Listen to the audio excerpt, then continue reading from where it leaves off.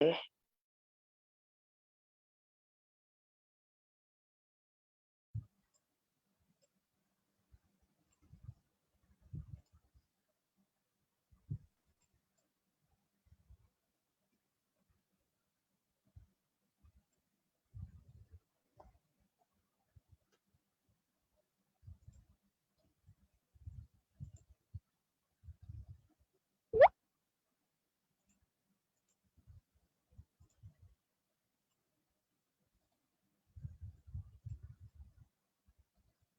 Okey. Uh, kita akan mulakan insya-Allah.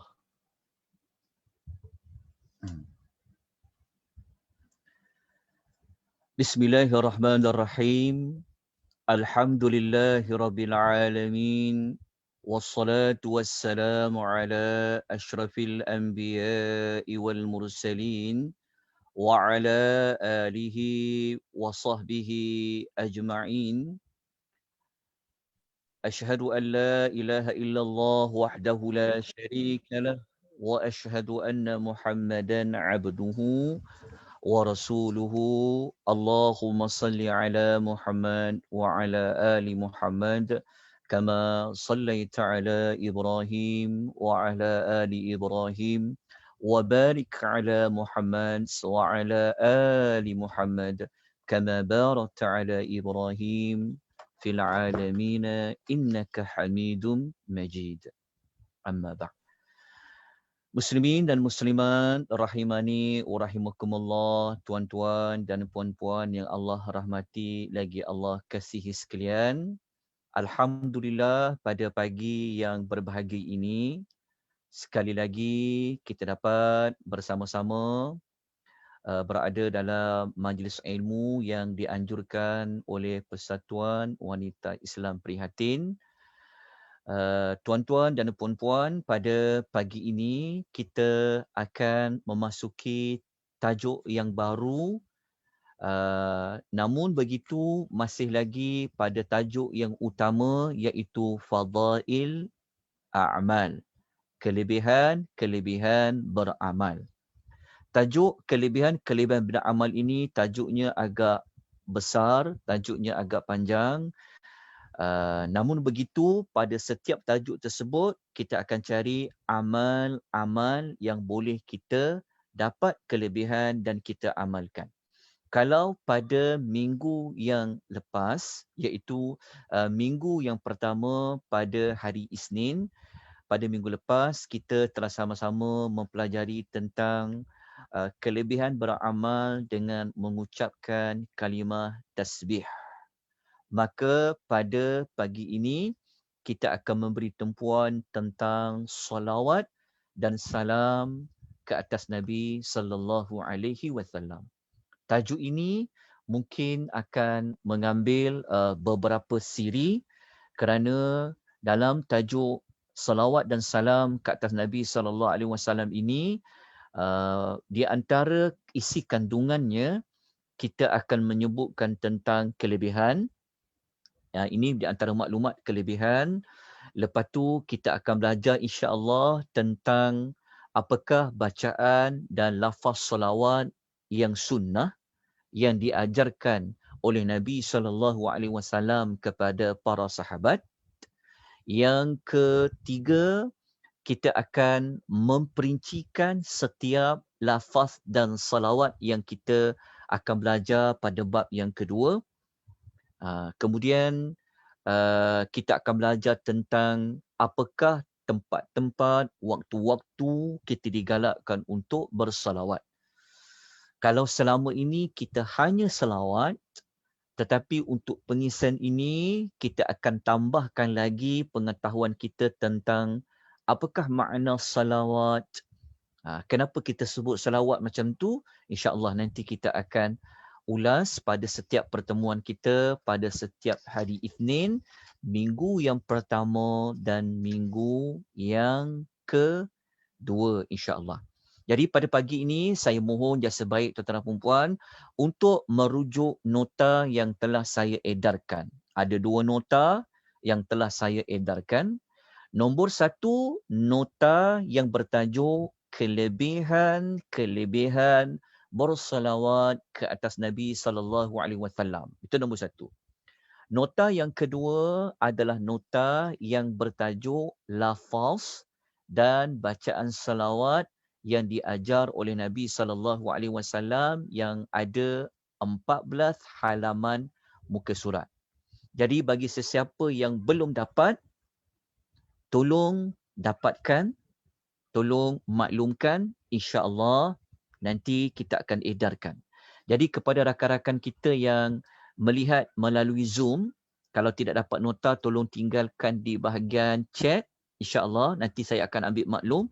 Dan kepada rakan-rakan kita tuan-tuan dan puan yang melihat di FB Akademi Tadabbur Malaysia, tolong tinggalkan komen anda di sana jika anda belum lagi mempunyai nota, sebab untuk memudahkan pengisian pembelajaran perlu ada nota untuk dirujuk. Dalam masa yang sama, saya minta yang sebaik tuan-tuan dan puan untuk mencatat beberapa maklumat tambahan yang saya akan kongsikan sepanjang pengisian ini berlangsung. Jadi kita mulakan terlebih dahulu dengan kelebihan salawat kepada Nabi SAW. Sebelum itu, ingin saya perjelaskan terlebih dahulu tentang pengertian salawat.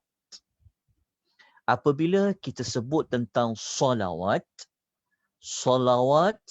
ia merujuk kepada perbuatan mendoakan Rasulullah SAW. Salawat dia adalah zikir. Salawat juga ia adalah doa, iaitu kita mendoakan Nabi SAW.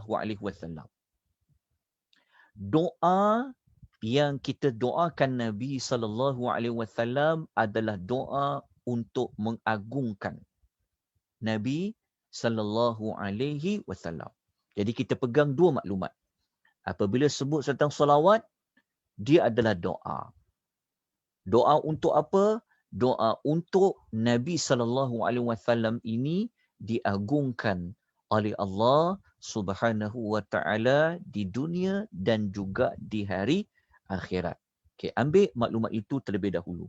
Jadi bab salawat ni dia bukan isu, dia bukan benda yang biasa, tapi dia termasuk dalam perkara ibadat dan ia juga merupakan tanda kita berterima kasih kepada Nabi SAW, tanda kita mensyukuri nikmat Allah menghantar kerasulan, menghantar rasul, maka kita mendoakan Nabi. Nah, doakan Nabi macam mana?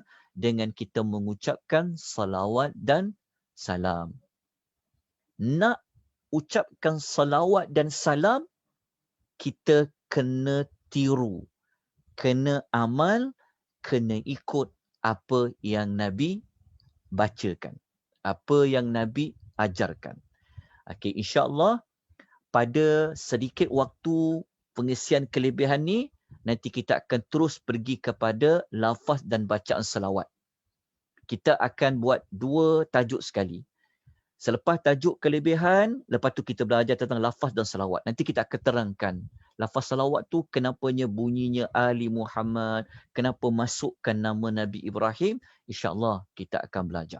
Jadi, pengisian ini akan mengambil beberapa siri, insya-Allah. Berapa siri? Insya-Allah nanti tunggu kepada saya memberikan maklumat kepada tuan-tuan dan puan-puan. Kita pergi kepada kelebihan yang pertama. Kalau saya bersolawat, kalau tuan-tuan bersolawat, iaitu mendoakan agar Allah mengagungkan Nabi SAW, apakah kelebihannya? Kelebihan yang pertama adalah mendapat solawat dari Allah Subhanahu wa taala. Ini yang pertama. Yang pertama, siapa yang berselawat kepada Nabi SAW, Allah pun akan berselawat kepada orang yang berselawat untuk Nabi, ke atas Nabi SAW. Kita lihat rujukan bagi kelebihan yang pertama. Jadi tuan-tuan perhatikan baik-baik.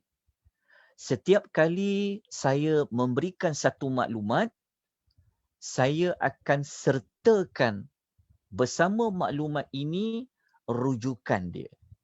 Jadi tuan-tuan dah mengikuti beberapa siri dalam kelas Fadail A'mal. Kalau tuan-tuan perasan, tuan-tuan perhatikan, tuan akan dapati setiap maklumat diberikan mesti akan dinyatakan dalilnya dirujuk dari mana. Ini cara kita belajar. Kalau selama ni kita dengar saja orang menyampaikan maklumat, kita tidak tahu sumbernya di mana, dalilnya ambil dari mana.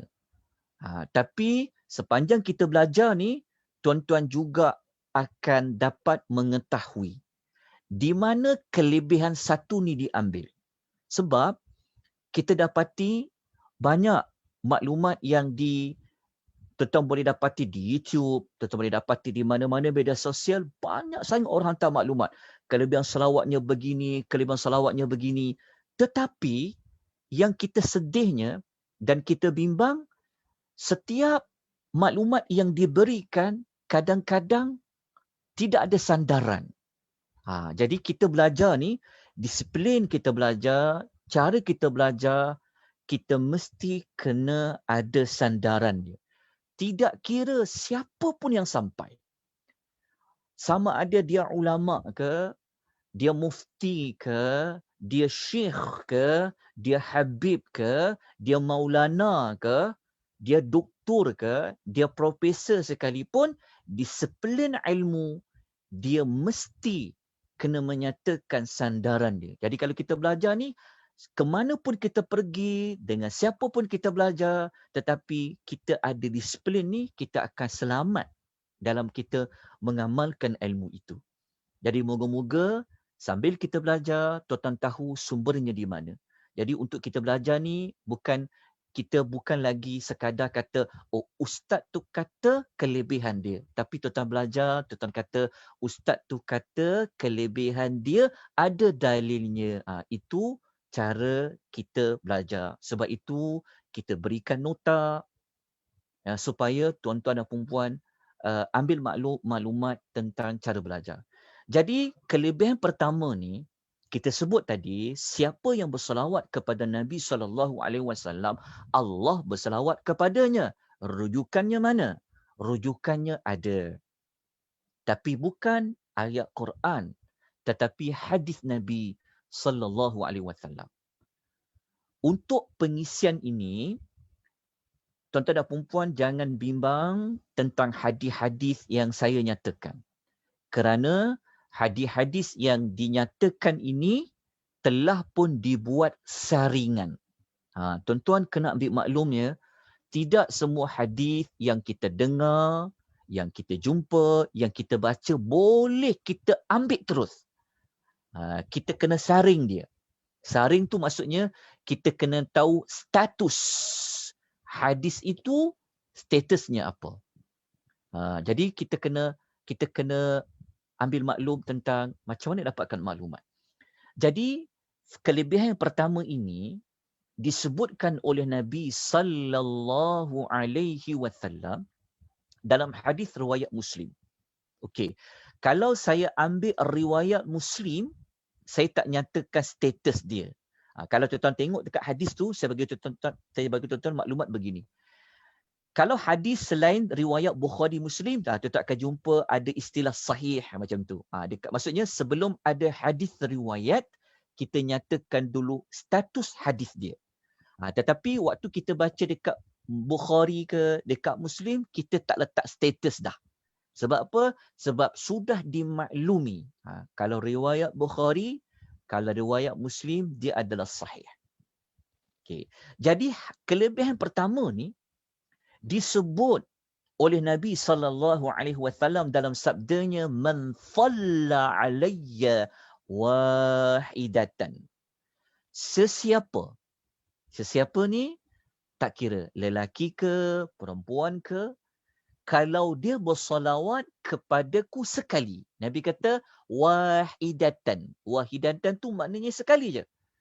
Contohnya dia baca Allahumma salli wa sallim ala nabiyyina Muhammad sallallahu alaihi asyra. Allah akan bersalawat kepadanya. Kepadanya tu merujuk kepada orang yang bersalawat tu. Allah akan bersalawat kepadanya 10 kali. Okey, saya letakkan umum dekat sini mendapat salawat dari Allah. Saya tidak letakkan berapa kali Allah bersalawat. Okey, kerana mungkin ada orang dia akan salawat 2 kali. Maka dia akan dapat 20 kali Allah bersalawat. Tapi dalam hadis ini menyebut kalau kita bersolawat sekali saja ke atas Nabi SAW, kita doakan Nabi diagungkan oleh Allah hanya sekali saja, Allah akan bersolawat kepada kita 10 kali. Kalau kita bersolawat 2 kali, Allah bersolawat kepada kita 20 kali. Kalau kita bersolawat untuk Nabi 10 kali, Allah akan bersolawat kepada kita 100 kali. Jadi, persoalannya adalah apakah makna, apakah maksud Allah bersolawat kepada orang yang bersolawat kata Nabi SAW.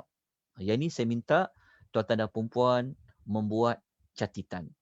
Tuan-tuan catat, apa makna Allah bersolawat? Allah bersolawat kepada orang yang bersolawat kepada Nabi SAW, maksud yang pertama. Okey.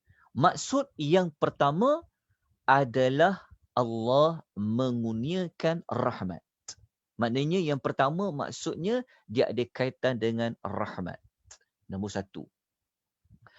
Nombor 2, ia bermakna Allah Subhanahu wa taala memuji orang yang bersalawat itu. Nah, ada 2 makna. Yang pertama, Allah bersalawat, Allah memberi rahmat. Yang ketiga, Allah memuji orang yang bersalawat ke atas Nabi sallallahu alaihi wasallam. Allah puji di mana? Allah puji di kalangan para malaikat. Itu ada 2 makna. 2 makna ini, 2 pengertian ini dirujuk dalam kitab Fathul Bari. Yang dikarang oleh Al-Hafiz Ibnu Hajar Al-Asqalani rahimahullahu ta'ala alaih. Kita dapat 2 maklumat tersebut. Maknanya kalau kita selawat sekali, Allah akan beri rahmat kita berganda-ganda. Disebut sebanyak 10 kali. Allah akan memuji kita sebanyak 10 kali. Siapa yang tak nak rahmat Allah? Siapa yang tak nak pujian dari Allah? Kita kalau Allah memuji kita, maknanya kita ni orang yang baik lah. Kita orang yang soleh. Siapa tak nak rahmat Allah? Sedangkan rahmat Allah Ta'ala inilah penyebab utama kita akan masuk ke dalam syurga Allah Subhanahu Wa Ta'ala. Jadi salah satu jalan untuk masuk syurga Allah, untuk dapat rahmat Allah, untuk dapat pujian dari Allah adalah melalui kita bersalawat dan salam untuk Rasulullah sallallahu alaihi wasallam. Jadi ini adalah kelebihan yang pertama. Saya harap tuan-tuan dan puan jelas tentang kelebihan yang pertama ini.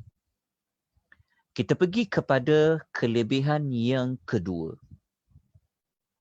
Kelebihan yang kedua ini, siapa yang bersolawat ke atas Nabi SAW, dia akan dicatat dalam buku amalnya mendapat 10 kebaikan. Dia akan mendapat 10 kebaikan. Apa rujukan dia? Apakah sumber kepada kelebihan ini? Hadis ni hadis riwayat Ibnu Hibban. Kalau jumpa HR tu maknanya hadis riwayat Ibnu Hibban. Nombor hadis 903 Apa status hadis ini? Hadis ini adalah hadis sahih. Okey. Hadis ini sabda Nabi SAW, "Man shalla alayya marratan wahidatan." Sesiapa yang bersolawat kepadaku sekali. Sekali je dia solawat. Allahumma salli wa sallim ala nabiyyina Muhammad. Kataballahu lahu, akan dicatat baginya oleh Allah biha 10 hasanatin. Dicatat oleh Allah baginya 10 hasanatin kebaikan. Allah catat baginya 10 kebaikan. Maknanya dia dapat 10 kebaikan hanya kerana sekali solawat.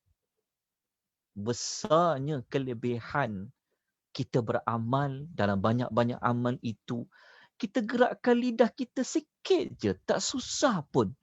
Doakan Rasulullah melalui jalan solawat.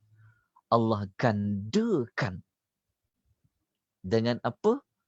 Dengan 10 kebaikan. Alangkah ruginya kalau kita tidak berselawat walaupun sekali. Tambah-tambah lagi, kita berada pada bulan-bulan haram. Lagi banyak gandaan pahalanya. Baik. Selesai untuk kelebihan yang kedua ni. Baik. Kalau ada yang bertanya, okey, dari mana kita dapat kata hadis ni sahih? Okey, saya maklumkan pada tuan-puan. Hadis-hadis ini sebenarnya, kalau kita nak rujuk antara kitab yang ada menulis tentang kelebihan-kelebihan beramal ni, antara kitabnya kita boleh rujuk dalam kitab At-Targhib War-Tarhib yang dikarang oleh Al-Imam Al-Mundhiri. Yang saya rujuk antara kitab tu, yang kitab itu dia telah dibuat tahqiq, dia telah dibuat komentar hadis-hadisnya oleh 3 para ulama. Sebab itu ada setengah ulama kata hadis riwayat Ibn Hibban ni dia bukan sahih tapi dia hasan, contoh. Ada yang kata sahih. Jadi khilaf di kalangan para ulama. Maknanya ada rujukan. Jadi tuan-tuan jangan bimbang dari sudut status hadis ini, sebab hadis ini telah dirujuk telah dinilai oleh beberapa para ulama hadis kontemporari. Okey, yang paling penting kita tahu maklumat di sini. InsyaAllah mudah je faham. Jadi ambil faedah, ambillah pengajaran, banyakkan salawat kepada Nabi SAW. Cuba kita bayangkan kalau kita berselawat 2 kali, 3 kali, kalau 100 kali, Masya Allah, besarnya kurniaan Allah kan? Banyaknya rahmat Allah kepada kita. Jadi kalau kita tak mampu nak buat kebaikan lain, nak buat kebaikan, janganlah sampai kita hilangkan kebaikan dengan tak berselawat kepada Nabi SAW. Kita teruskan dengan kelebihan yang ketiga. Kelebihan yang ketiga, Allah Subhanahu wa Ta'ala akan hapuskan dosa-dosa kesalahan yang kita lakukan dengan 10 kesalahan. Allah hapuskan hanya dengan sekali. Bayangkan kalau kita salawat kepada Nabi 2 kali, lagi banyak dosa tu dihapuskan. Kemudian bukan dosa tu dihapuskan saja, Allah Ta'ala angkat pula darjat orang yang berselawat tadi. Maknanya kelebihan ketiga, dosa dihapuskan oleh Allah, darjat dimuliakan oleh Allah Azza wa Jalla. Besar tak kurniaan Allah kepada kita? Mulianya kita dengan Nabi SAW. Tengok mulianya Nabi SAW. Bertuah jadi umat Nabi SAW. Jangan lepaskan peluang ni. Ingat, dosa ni sangat berat. Ya, dosa inilah yang menghumban orang masuk ke dalam api neraka. Dosa-dosa kita akan ditimbang nanti di hari akhirat. Maka salah satu jalan untuk menghapuskan dosa-dosa kita ini yang banyak ini, maka salah satunya adalah dengan jalan selawat. Kalau kita nak jadi kumpulan yang dekat dengan Allah, kalau syurga kita nak syurga yang tinggi, maka jalannya juga adalah dengan selawat, kerana Allah akan mengangkat darjat kita. Lagi banyak kita selawat, lagi banyak dosa dihapuskan, lagi banyak darjat itu diangkat oleh Allah. Apa rujukan ataupun apakah sumber kelebihan yang ketiga ini? Sumbernya adalah hadis riwayat Ahmad. Dalam musnadnya, saya nyatakan dah jilid berapa, pada nombor yang keberapa nombor hadis. Okey. Juga diriwayatkan oleh Al-Imam An-Nasa'i. Dalam kitab Amal Al-Yawmi wa Laylah nombor hadis 60. Okey, kalau tuan-tuan jumpa NO tu, itu nombor hadis. Hadis ini setelah disaring, dibuat penelitian oleh para ulama, hadis ini kategorinya adalah hadis hasan. Okey, maknanya dia masih lagi hadis yang boleh diamalkan. Dia bukan hadis yang lemah sangat-sangat. Tapi dia adalah hadis hasan. Jadi kalau hadis ni hadis yang boleh dirujuk, boleh diguna pakai sebagai hujah dan sebagainya, maka kita bacalah hadis ini. Jadi hadis ini datangnya daripada siapa? Okey, sahabat meriwayatkan hadis ini namanya Talhah Al-Ansari radhiyallahu anhu. Talhah kata macam ni. Dia kata, asbaha Rasulullah sallallahu alaihi wasallam yawman tayyiban nafsi yura fi wajhil bishru. Dia kata, satu pagi Rasulullah sallallahu alaihi wasallam ni dia happy sangat. Kata Talha, satu hari nampak muka Nabi ni terpapar dekat wajah dia. Gembira sangat Nabi ni. Nabi gembira sangat pagi tu.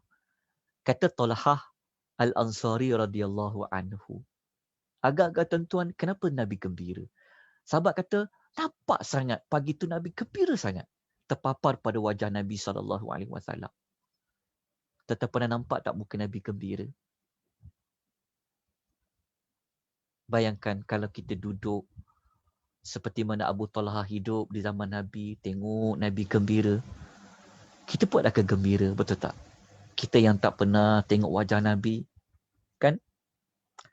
Kita tak pernah berkhidmat untuk Nabi. Tapi kita masih lagi boleh berterima kasih kepada Nabi SAW dengan jalan kita doakan Nabi melalui jalan salawat dan salam. Tapi kalau kita baca hadis ni, Nabi yang gembira. Kenapa Nabi gembira? Abu Talha tanya. Qalu, mereka ramai-ramai tanya kepada Nabi, ya Rasulullah, asbahta al-yawma tayyiban nafsi yura fi wajhika al-bishru. Para sahabat bertanya.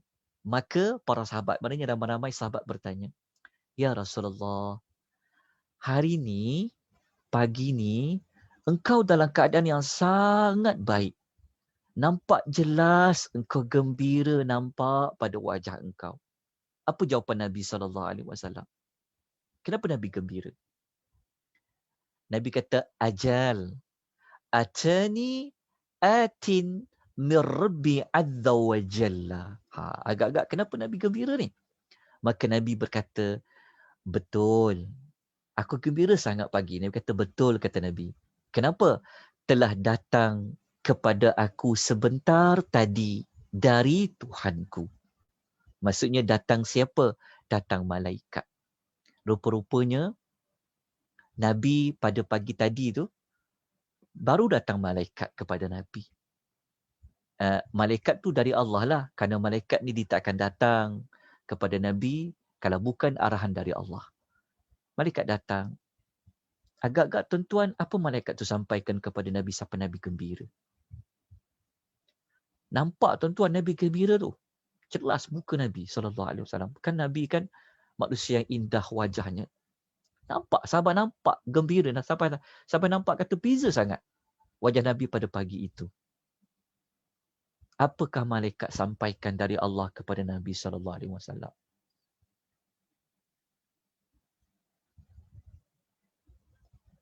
Kata malaikat kepada Nabi SAW, malaikat kata apa? Malaikat mengatakan,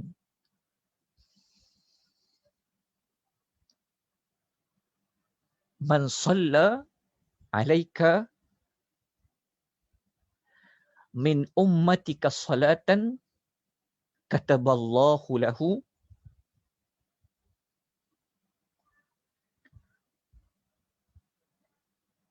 asyra hasanatin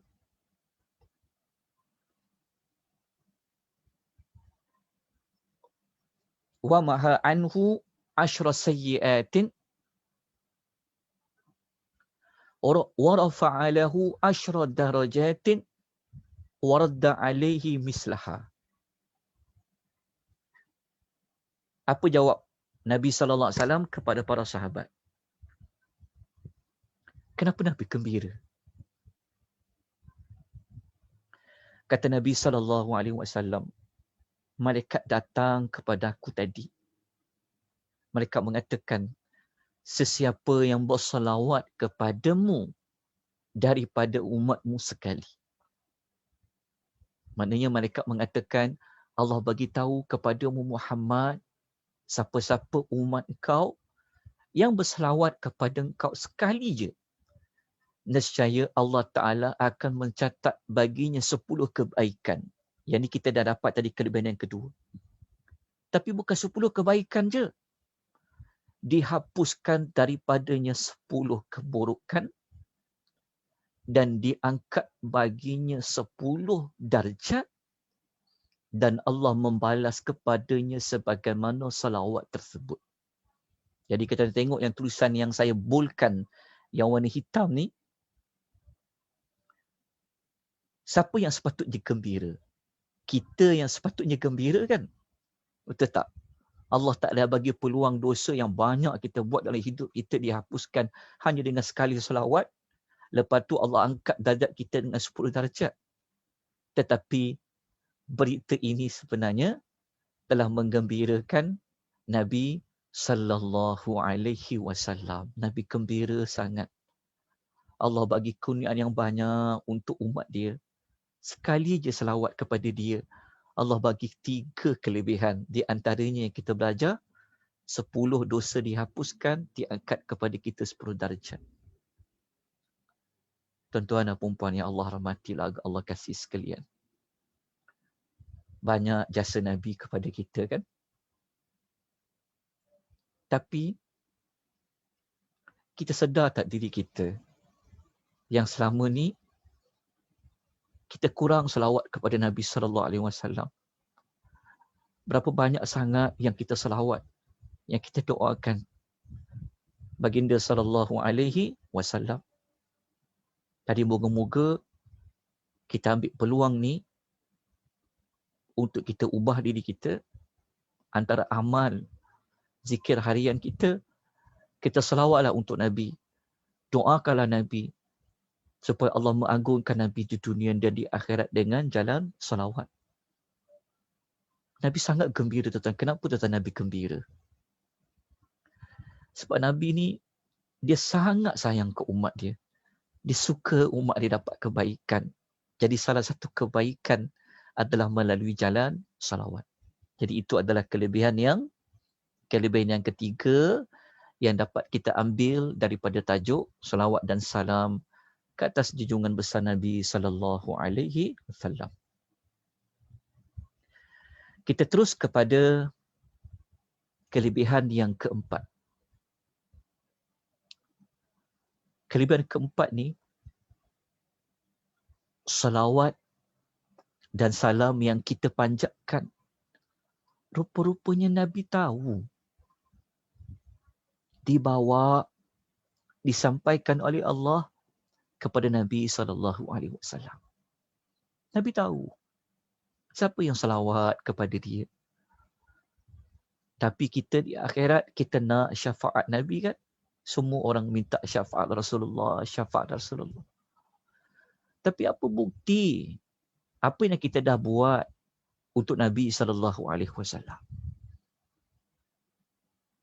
Jadi, kita lihat di manakah sandaran, rujukan selawat yang kita baca ini. Nabi tahu disampaikan kepada Rasulullah sallallahu alaihi wasallam. Okey. Hadis yang pertama ni ada, cuma hadis ini dia lemah. Hadis ni dia dhaif. Dia lemah.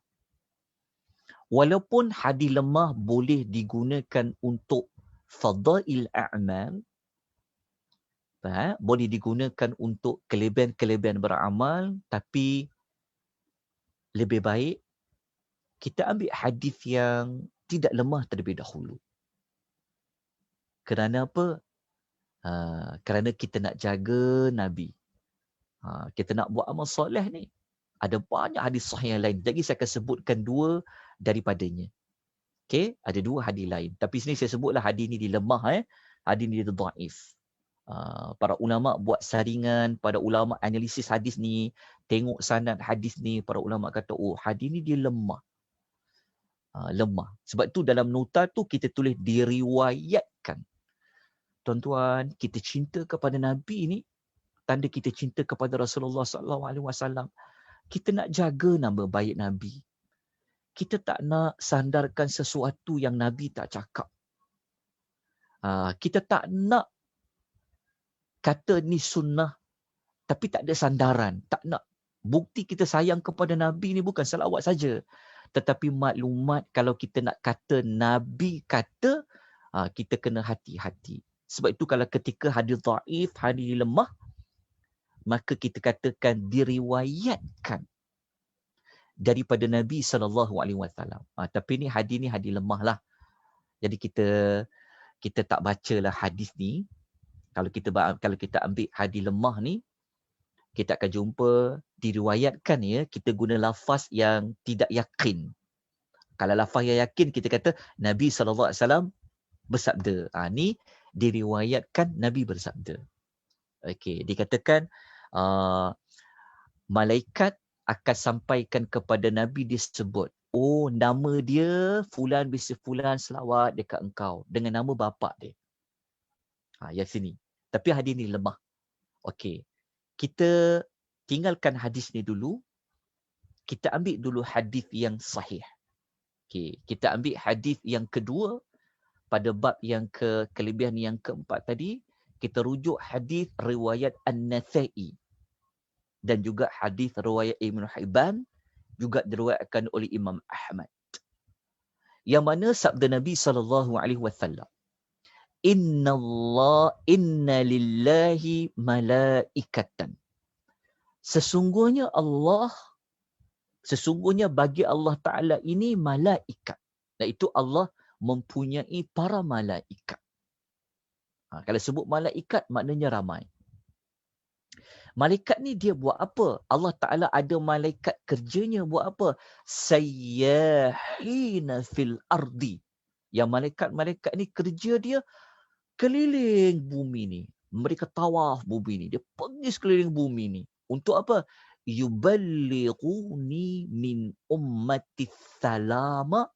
Untuk menyampaikan salam umatku kepadaku.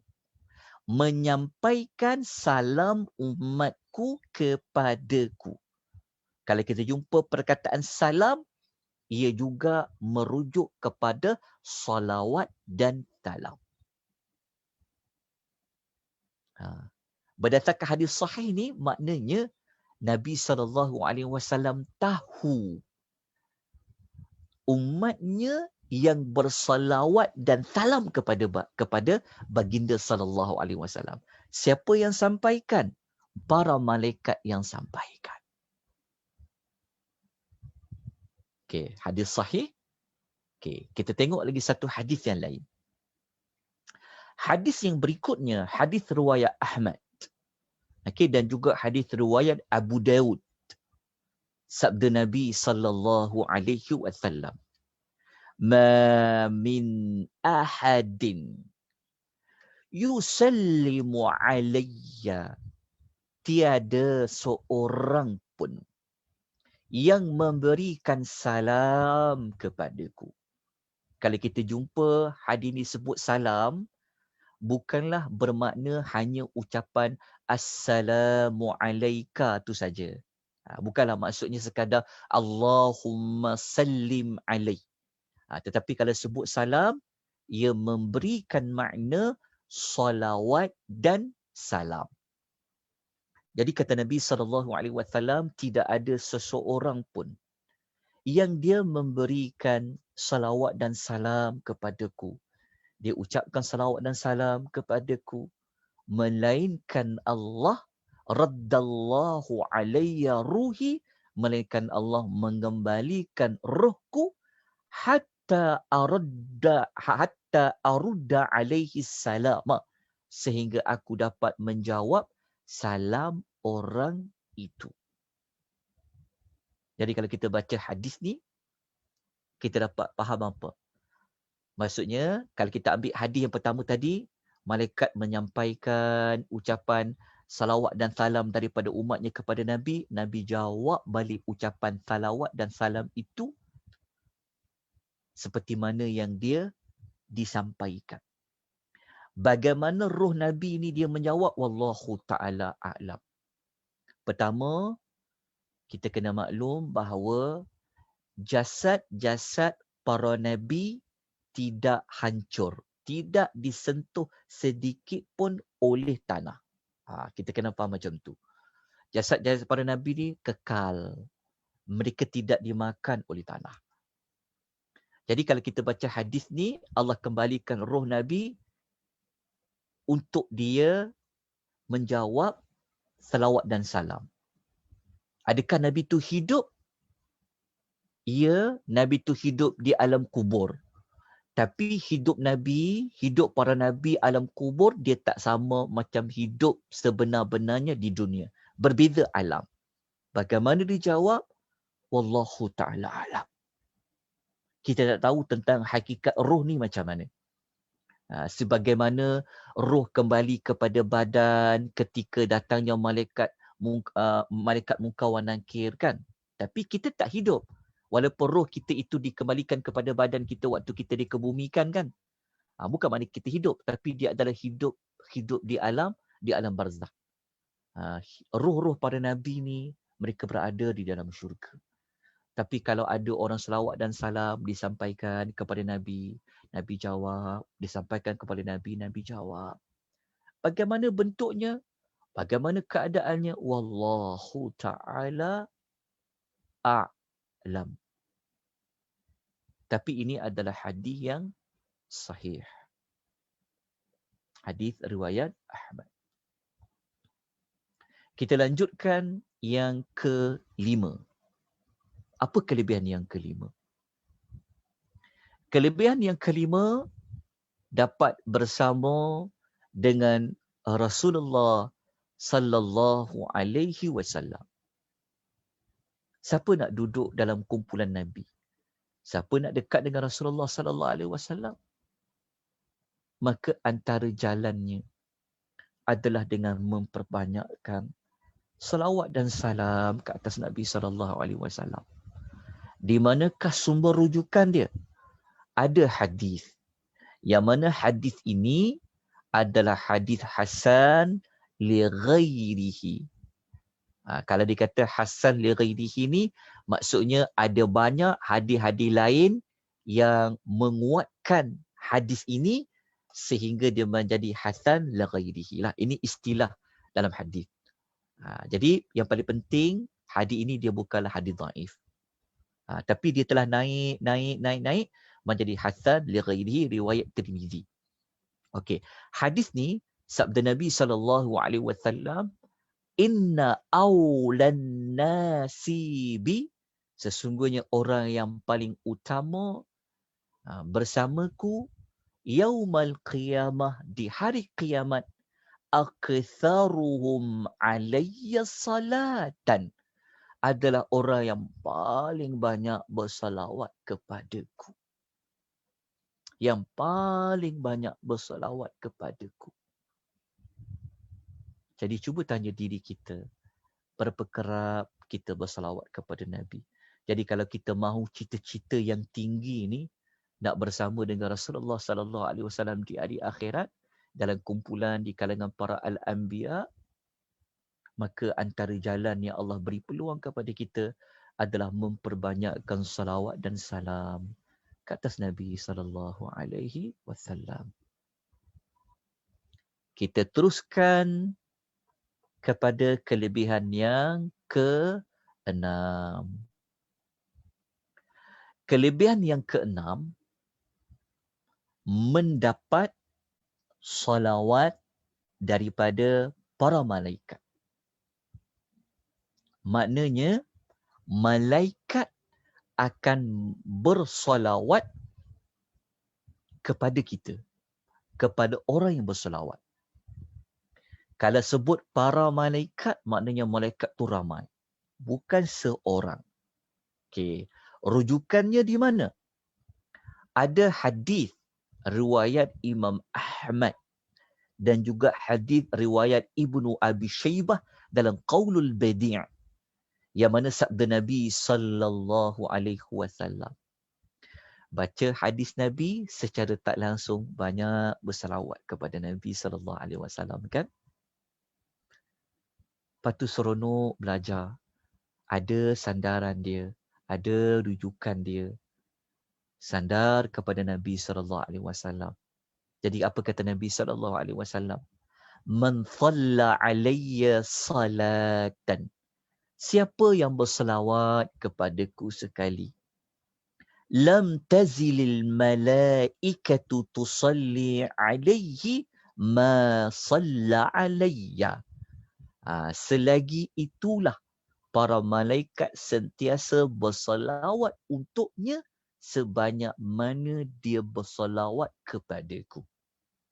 Kalau sekali dia bersalawat kepada Nabi, sekalilah para malaikat akan bersalawat kepada orang yang bersalawat. Lagi banyak dia bersalawat kepada Nabi, lagi banyak para malaikat bersalawat kepadanya. Maka kata Nabi SAW, "Falyaqul 'abdun min dhalika aw liyukthir." Maka bersalawatlah, sama ada nak sedikit ke ataupun nak banyak. Tentulah jawapannya kita nak banyak, ya Rasulullah. Lagi banyak kita berselawat, lagi banyaklah para malaikat berselawat kepada kita.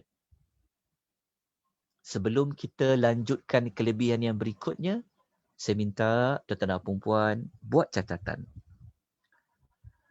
Apakah pengertian malaikat berselawat kepada kita? Agak-agak ada tak yang tahu?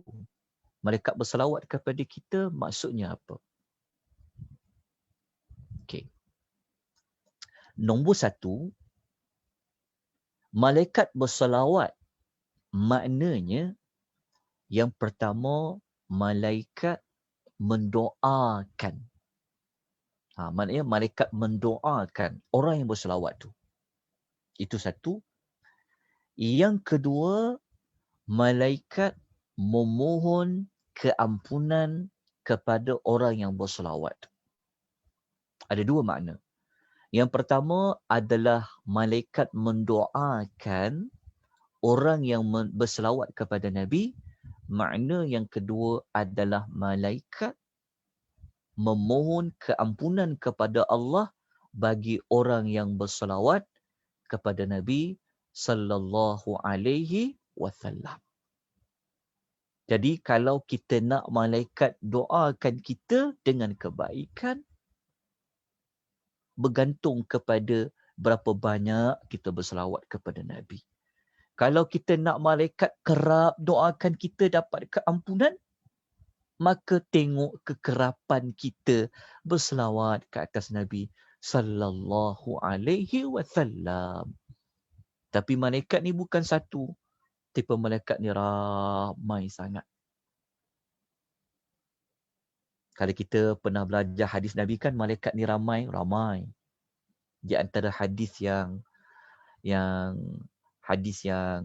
paling senang kita nak ingat, kisah hadis yang Nabi pernah naik ketika Isra' Mi'raj, yang Nabi pernah nampak Baitul Ma'mur di langit yang ketujuh.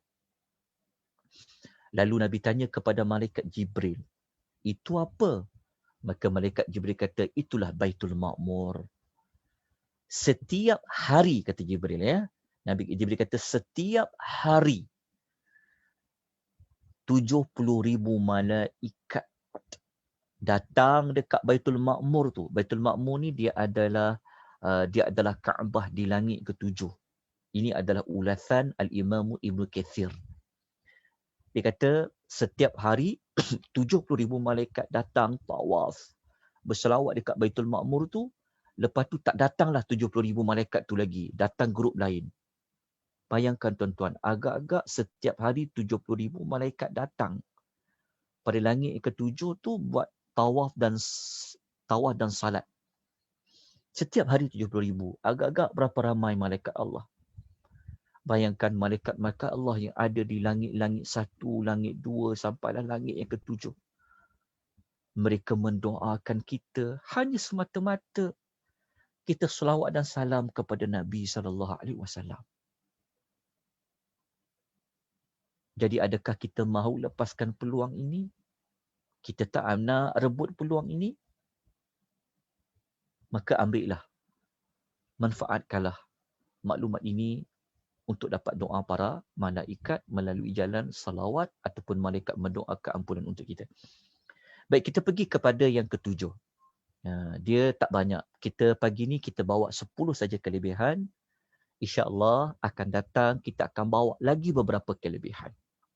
Kita ambil dulu 10 kelebihan, kita dah sampai kepada kelebihan yang ketujuh. Kelebihan yang ketujuh ni, siapa yang selawat kepada Nabi SAW, Allah janji akan memberikan pengampunan kepada dia. Tapi bukan dia dapat ampun je. Allah cukupkan keperluan hidup dia dan Allah cukupkan keperluan akhirat dia. Allah cukupkan kita, jadikan kita ada sifat qanaah. Allah cukupkan kita, dunia dan akhirat kita. Mana rujukan yang kata kelebihan ketujuh ni? Ada rujukan dia, ada sumbernya. Masih lagi hadis Nabi sallallahu alaihi wasallam. Sambil kita belajar ni, kita baca hadis Nabi sallallahu alaihi wasallam. Seolah-olahnya Nabi sampaikan kepada kita. Kan? Jadi kita tengok apa kata Ubay bin Ka'ab radhiyallahu anhu. Ubay bin Ka'ab radhiyallahu anhu ni, dia pernah bertanya kepada Nabi. Dia kata apa? Ya Rasulullah, inni uksiru salata alaika, fakam aj'alu laka min salati? Dia tanya, ya Rasulullah, sesungguhnya aku nak memperbanyakkan selawat kepada engkau. Oleh kerana itu, berapa banyak dari doa aku perlu aku jadikan untuk berselawat kepadamu? Kita kan sedia maklum tentang kalau doa kena mulakan dengan salawat. Jadi Ubay bin Ka'ab tanya, ya Rasulullah, kalau aku nak doa kan, berapa banyak aku nak salawat kepada engkau? Apa Rasulullah jawab? Rasulullah kata, faqala ma syi'ta. Rasulullah kata apa? Terserah kepada engkau. Berapa banyak kau nak salawat? Aku pun berkata, aku ni Ubay bin Ka'ab kata, dia kata ar-rubu'. Dia kata 1/4. Nabi kata apa? Nabi kata ma syi'ta fa in zitta fa huwa khairul laka. Nabi kata terserah, kata Nabi, tapi jika engkau tambah lagi, ia lebih baik bagi engkau. Lepas tu Ubay bin Ka'ab tanya, Kalau separuh dari doa tu aku selawat je. Nabi jawab apa? Nabi kata, masyikta, terserah kepada engkau. Tapi jika engkau menambah lagi banyak selawat dalam doa itu, lebih baik bagimu. Maka apa kata Ubay bin Ka'ab radhiyallahu anhu? Dia kata, fasulusaini. Dia kata kalau macam tu, 2/3, maka apa jawab Nabi SAW? Nabi kata, terserah kepada engkau, itu lebih baik bagi engkau. Jadi apa kata Ubay bin Ka'ab? Dia kata, kalau macam tu Rasulullah, aku nak jadikan dalam doa aku tu semua selawat kepada engkau. Semua selawat nak doakan engkau ya Rasulullah. Maka apa jawab Nabi SAW? Nabi kata, idzan tukfa hammaka wa yughfaru laka dhanbuka. Gariskan pada ayat ini. Inilah dia punya syahid dia. Inilah dia punya point dia tadi. Nabi kata, idzan tukfa hammaka wa yughfaru laka dhanbuka. Maka kata Nabi SAW, kalau kau macam tu, kalau kau nak jadikan doa kau selawat je dalam doa tu, Nabi kata akan dicukupkan semua keperluan engkau dan diampunkan semua dosa-dosa engkau. Hadis ni, hadis statusnya adalah hadis hasan, riwayat Ahmad, riwayat At-Tirmizi, disahihkan oleh Al-Hakim dan disepakati oleh Al-Imam Al-Zahabi. Jadi inilah maklumat dia. Yang tulisan warna hitam ni, bold ni, inilah poin yang kita jadikan sebagai kelebihan ketujuh tadi. Jadi rupa-rupanya Ubay bin Ka'ab ni, dalam setiap doa dia selawat je. Dia jadikan doa dia selawat je. Dia nak baca semua dalam doa dia baca tu, semua selawat kepada Nabi. Maka Nabi kata apa? Allah akan cukupkan keperluan engkau dan Allah akan mengampuni dosa engkau. Kita lanjutkan lagi dengan hadis yang kedua. Hadis yang kedua ni dia ada pertambahan beberapa maklumat lain. Hadis ni hadis riwayat Ahmad. Masih lagi nombor hadis yang sama yang kita baca tadi. Yang mana Ubay bin Ka'ab dia mengatakan macam ni. Kalau tadi dia tanya, kalau dalam hadis ni dia kata, ada seorang lelaki dia berkata kepada Rasulullah sallallahu alaihi wasallam. Dia kata, ara'aita, apa pandangan kamu? In ja'altu salati kullaha. Kalau aku jadikan semua doa aku tu untuk selawat je kepada engkau. Kalau kita tengok hadis ni macam dia je yang tanya lelaki tu kan. Lalu apa sabda Nabi SAW? Nabi kata, idzan yakfiyakallahu tabaraka wa ta'ala ma ahammaka min dunyaka wa akhiratika. Nabi kata Allah tabaraka wa ta'ala. Okay, Allah tabaraka wa ta'ala tu, tabaraka maknanya Allah yang maha berkat. Wa ta'ala Allah yang maha tinggi. Jadi kata Nabi SAW, Allah yang maha berkat, Allah yang maha tinggi tu akan mencukupkan apa yang kamu inginkan dari urusan duniamu dan akhiratmu. Dekat sini maklumat ni ada pertambahan akhiratmu. Kalau hadis tadi, dia cuma sebut semua keperluanmu. Tapi Nabi tak sebut dekat mana. Tapi hadis kedua ni Nabi tambah keperluanmu di dunia, keperluanmu di hari akhirat. Lepas tu kalau kita ambil hadis yang ini, Nabi tambah ada diampuni semua dosa.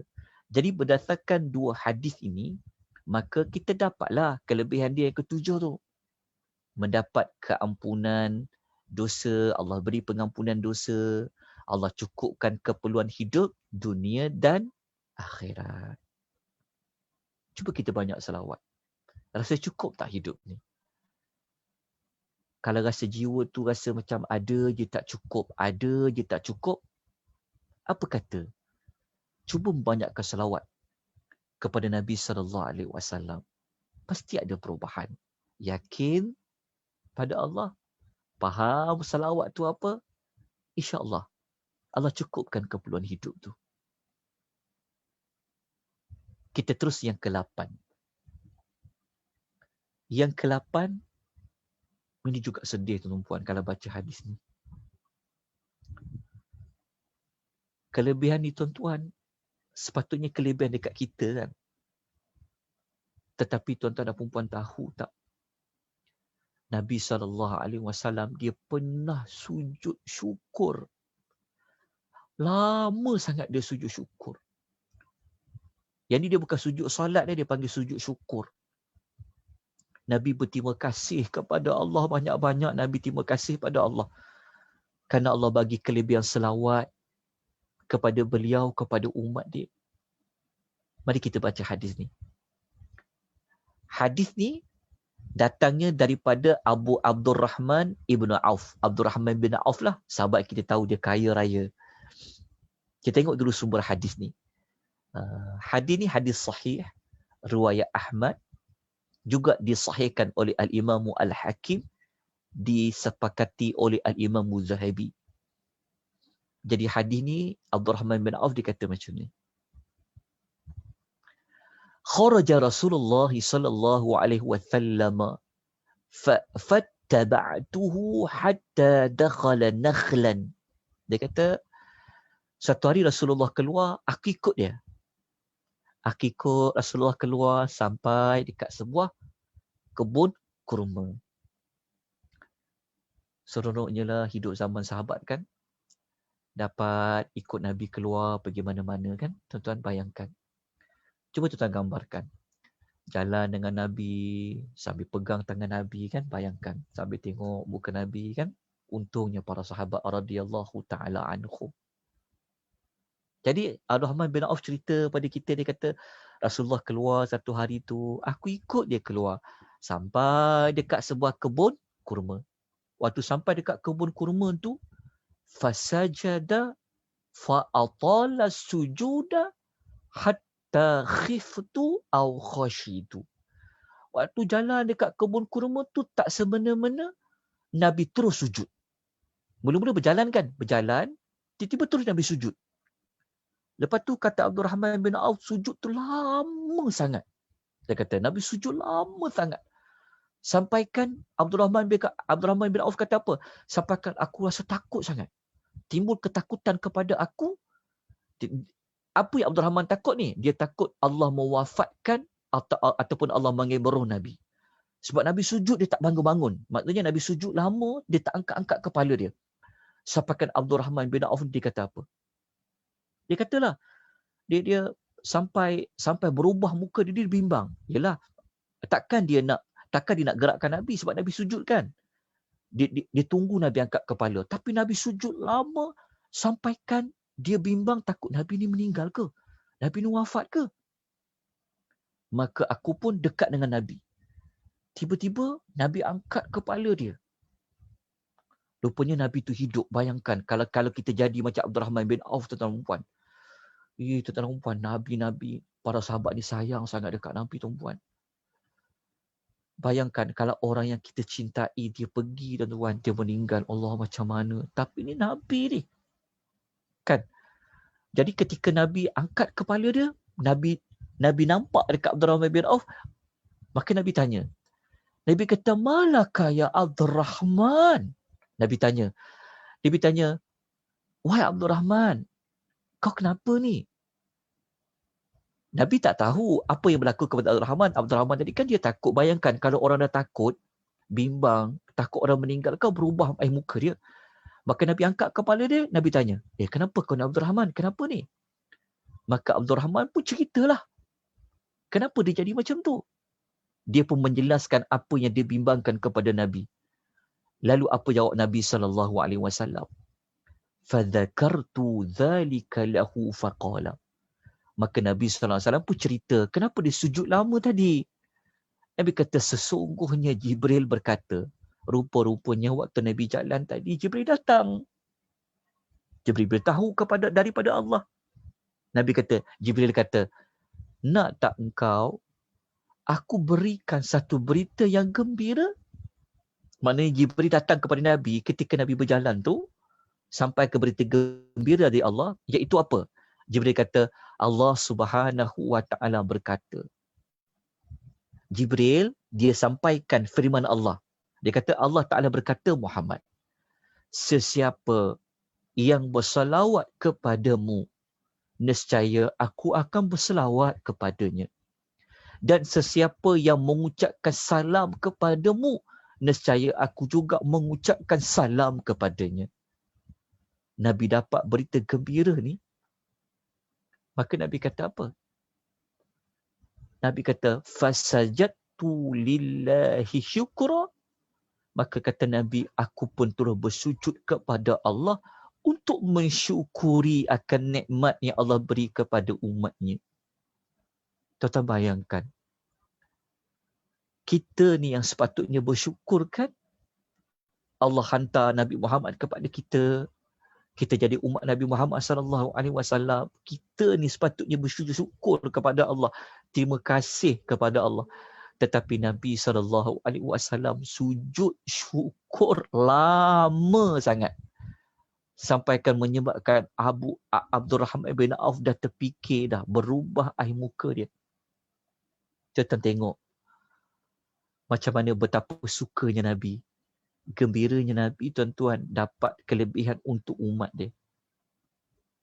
Jadi besar, tuan-tuan, kelebihan salawat dan salam kepada Nabi SAW. Baik, kita teruskan kepada kelebihan yang ke-9. Kelebihan yang ke-9 ni,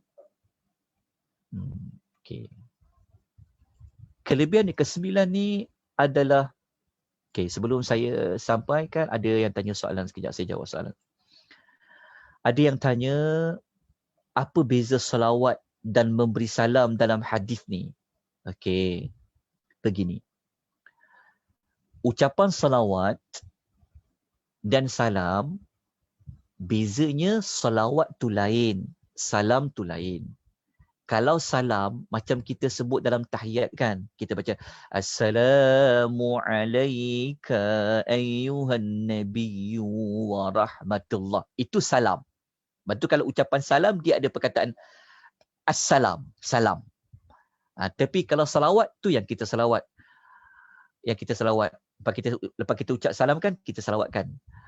Allahumma salli ala Muhammad wa ala ali Muhammad. Itu salawat. Jadi sebenarnya, salam ni lain. Salawat ni lain. Salam, ucapan assalamu ala nabi. Kalau salawat, Allahumma salli ala Muhammad. Sebab itu kalau kita sebut nama Nabi kan, kalau kita perasan, dekat perkataan sallallahu tu salawat, alaihi wasallam. Lepas tu dia ada sallallahu alaihi, itu salawat, wasallam tu adalah salam. Kenapa perlu ada salawat dan salam? Kerana merujuk kepada ayat dalam surah Al-Ahzab. Ayat 56 tu yang berbunyi, Ya ayyuhalladzina amanu sallu alaihi wasallimu taslima. Jadi kalau kita rujuk dalam surah Al-Ahzab ayat nombor 56, kita disuruh oleh Allah supaya salawat dan salam. Oleh sebab itu, kalau kita nak salawat kepada Nabi, jangan salawat saja. Kena diiringi dengan salam. Maknanya kena ada juga ucapan salam. Salam ni mudah je. Allahumma sallim ala Muhammad. Itu ucapan salam. Tapi kalau lagi lengkap, kita gabungkan dua. Allahumma salli wa sallim ala nabiyyina Muhammad. Kita boleh gabung. Sebab tu dalam tahiyat akhir kita ucap salam pun ada, salawat pun ada. Itulah beza di antara salam dan salawat. Nanti insya-Allah kita akan belajar tentang salawat dan salam tu. Baik, kita lanjutkan lagi sikit saja lagi. Baik. Okey. Yang ke-9, kelebihan dia, siapa yang salawat dan salam kepada Nabi SAW, Allah akan selamatkan dia daripada mempunyai sifat bakhil. Sifat bakhil, selama ni kita ingat bakhil macam berkaitan dengan wang ringgit. Tidak. Sebenar-benarnya orang yang paling bakhil adalah orang yang malas berselawat. Itu sebenarnya jadi antara orang yang paling bakhil. Sebab apa? Okay, kita lihat dulu hadis ni, nanti kita ulas. Okay. Dalam hadis riwayat An-Nasa'i, juga diriwayatkan oleh Ibn Hibban. Okay, hadis ni hadis hasan, status dia sabda Nabi SAW. Ni Nabi yang cakap. Allah, perkataan al ni maksudnya dia spesifik. Dia panggil kata nama al-ma'rifah. Maka Nabi kata al-bakhilu. Nabi kata orang yang sebenar-benar bakhil. Kalau tuan-tuan nak kuat lagi maklumat nanti tuan-tuan tulis. Tambah perkataan orang yang sebenar-benar bakhil. Tambah perkataan yang sebenar-benar bakhil. Sebab perkataan alif lam dekat sini. Al. Dia macam kita kata alhamdulillah, segala. Dia macam segala puji. Sebab dia ada alhamdu kan. Ada alif lam dekat hamdu tu. Maknanya kita nak kata puji-pujian tu hanya layak untuk Tuhan. Segala-galanya untuk Allah. Jadi kalau Allah kata kalau Nabi kata al-bakhilu, maknanya orang yang memang dia kedekut, yang amat-amat kedekut sebenarnya. Siapa dia? Allazi man dzukirtu indahu falam yusalli alayya. Nabi kata orang yang amat kedekut, yang benar-benar kedekut adalah orang yang ketika nama aku disebut, tetapi dia tidak berselawat ke atasku. Dia, contohnya kalau kita dengar disebut nama, Nabi Muhammad SAW, so kita kena jawab. Dengarnya nama Nabi Muhammad ke? Kita dengar disebut nama Nabi Ahmad ke? Kita dengar disebut gelaran pun kena juga selawat. Macam kita kata Abul Qasim. Kita juga kena terus cepat-cepat kita kata sallallahu alaihi wasallam. Kalau bukan pada nama pun, pada sifat pun kita cepat-cepat kita jawab. Contoh kata ada seorang manusia yang dia ini digelar sebagai membawa berita gembira. Basyiran, kita tahu itu Nabi kan. Cepat-cepat kita kata sallallahu alaihi wasallam. Macam tu. Jadi kata Nabi, orang yang benar-benar kedekut ni sebenarnya orang yang apabila disebut namaku, disebut sifat aku, disebut gelaran aku, dia tak nak berselawat ke atas aku. Jadi para ulama bincang hadis ni, berapa kerap kena jawab. Kan kalau kita dalam majlis ilmu, berapa kerap kita nak jawab? Sekurang-kurangnya sekali lah. Sekurang-kurangnya itu wajib. Tapi kalau banyak kali, lagi baik. Kenapa Nabi panggil dia orang benar-benar kedekut? Tuan-tuan, nak selawat dan salam ni, nak kena keluar duit tak? Tak perlu keluar duit. Tak letih pun. Tak payah pun. Tak susah pun. Tak perlu bergerak ke mana pun. Lepas tu dipanggil orang yang bakhil. Jadi kalau kita dengar disebutkan, kan, ada satu cerita Nabi itu kan, contoh, kita cepat jawab. Tak kira kita tahu itu merujuk pada Nabi Muhammad, kita katalah sallallahu alaihi wasallam. Tapi kalau kita tak sebut, kita dipanggil orang yang bakhil, yang sebenar-benar bakhil. Kita terus yang ke-10.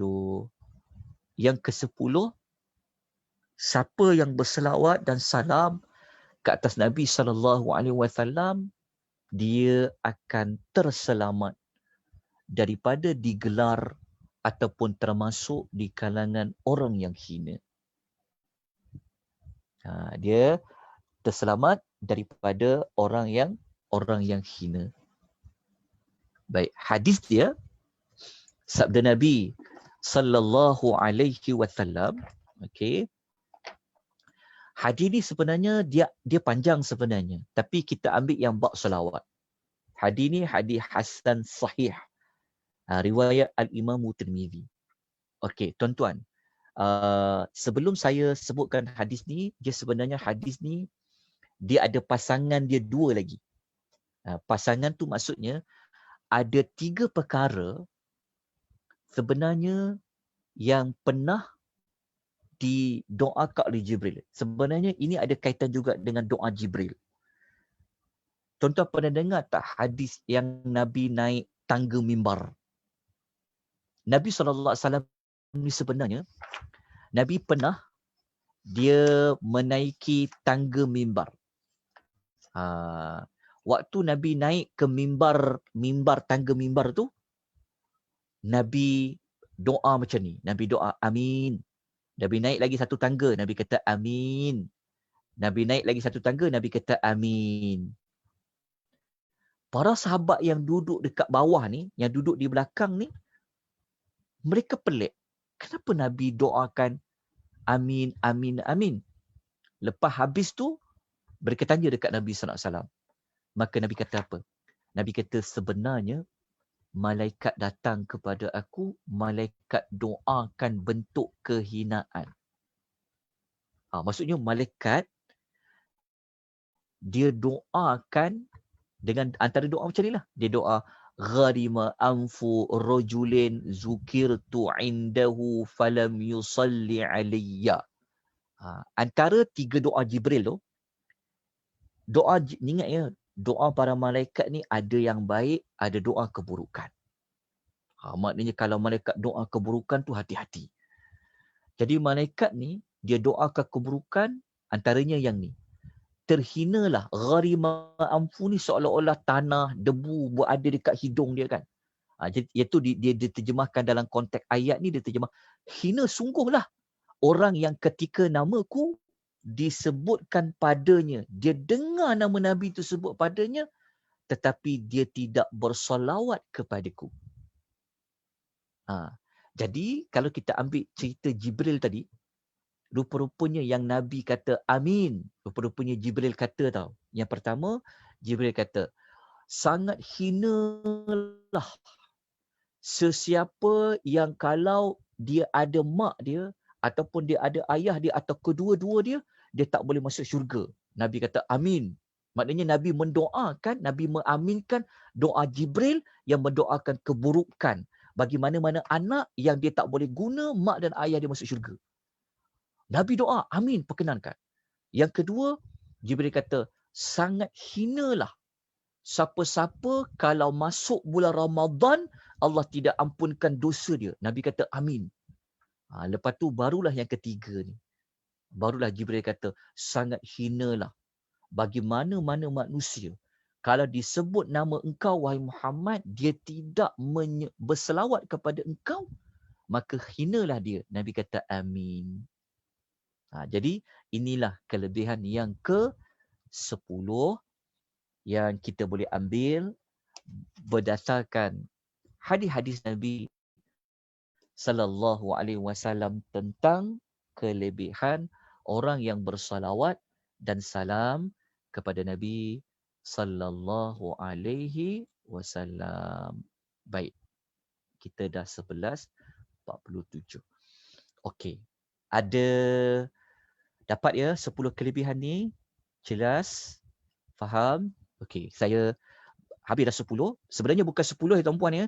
Sebenarnya bukan kelebihan tu hanya ada 10. InsyaAllah nanti pada bulan 7, okey, nanti pada bulan 7, okey, pada bulan 7 insya-Allah kita akan sambung lagi kelebihan yang ke-11, 12, 13. InsyaAllah kita akan sambung lagi insyaAllah untuk bulan 7 nanti pada minggu yang pertama. Okey, saya jawab dulu mana-mana persoalan yang ada. Okey. Ya, okey, ada yang bertanya, kalau sebut baginda atau Nabi, kita kena salawat juga ke? Ya. Sebab dia memang dikaitkan dengan Nabi. Kalau kata baginda ataupun disebut nama, disebut pangkat, ya, kita digalakkan untuk bersalawat ke atas Nabi SAW. Okey, ada yang tanya, Ustaz, apa 3 hina malaikat tu? Boleh ulang balik. Saya dah sebut tadi, 3 tu, yang pertama, mana-mana anak yang dia sempat ada mak ayah dia masih hidup, dia tak boleh berbakti kepada kedua orang tua dia sampai dia tak dapat masuk syurga. Yang kedua, orang yang dia tidak dapat pengampunan dosa walaupun dia berada pada bulan Ramadan. Maksudnya dia tak gunakan bulan Ramadan tu untuk dia bertaubat. Okey. Dan yang nombor 3 yang pasal selawat tadi. Okey, ada yang tanya tolong ulang kelebihan nombor 8. Nombor 8, Nota dapat tak? Nombor 8 ni kelebihan dia Nabi SAW sujud. Kelebihan selawat tu kan punya besar kurniaan Allah. Allah nak bagi kepada umat Nabi Muhammad sehingga kan Nabi sujud syukur berterima kasih pada Allah Subhanahu wa taala. Okey. Soalan lain dah tak ada. Okey. Dapat apa Assalamualaikum kelebihan? Ustaz. Okey. Assalamualaikum Assalamualaikum wabarakatuh. Ya. Saya Ya, nama ya, ya. Cik Waalaikumsalam warahmatullahi. Saib Waruhaida. Saya nak bertanya, yang mana lebih baik kita nak perbanyakkan selawat pada Nabi dengan selawat yang pendek ataupun selawat Ibrahimiyah tapi kita dapat kurang lah kan sebab panjang.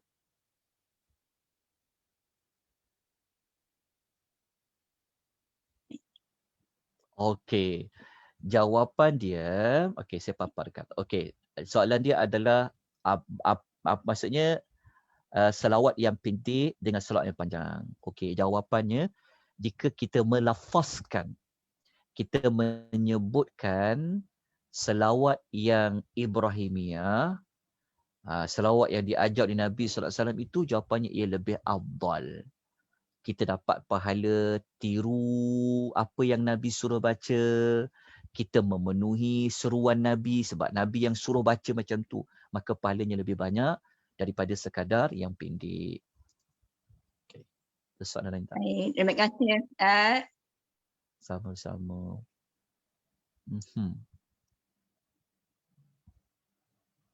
Okey. Kalau dalam nota tu, saya minta tuan-tuan buka satu lagi nota. Yang nota salawat dan salam, jumpa tak yang ni nota ni? Lafaz dan bacaan salawat yang diajar oleh Nabi. Kita buat review je dulu. Tapi kita tak ajar lagi. Minggu, bulan depan, saya akan ajar. Satu persatu. Jadi sepanjang kita belajar tajuk salawat ni, kita akan dapat belajar apa yang Nabi ajar. Okey InsyaAllah. Nanti kita tuan-tuan tengok dulu dekat sini. Okey. Dalam nota ni, okey, dapat tajuk dia yang ni lafaz ataupun bentuk-bentuk solawat yang diajar oleh Nabi SAW. Diajar oleh Nabi SAW. Yang ni bukan ulama ajar. Siapa? Ni Nabi sendiri yang ajar. Moga-moga kita dapat manfaat dia. Nota ini belum diedarkan lagi. Saya dah edarkan nota ni kan? Ke belum dapat dekat WhatsApp group? Mohon maklum malas. Belum Ustaz. Dah ada Ustaz, dah ada. Dekat grup yang Persatuan Wanita tak ada? Grup dalam tadabbur ada Ustaz. Dalam tadabbur ada. Dalam Persatuan Wanita punya? Ada. Ada. Itulah. Ya, dalam tadabbur tu. Mana boleh tak dalam Persatuan Wanita punya tu yang asal Al-Fatihah ada. Ada kan? Ada. Mungkin yang bertanya tidak ada di dalam chat group tu rasanya Ustaz. Saya ada hantar pada banyak grup. Dekat Telegram ada, dekat grup WhatsApp ada. Jadi tolong bantu siapa yang tolong bantu. Siapa yang tak dapat, masukkan dalam handphone, hantar pada saya ya. Saya kasih phone number sekarang.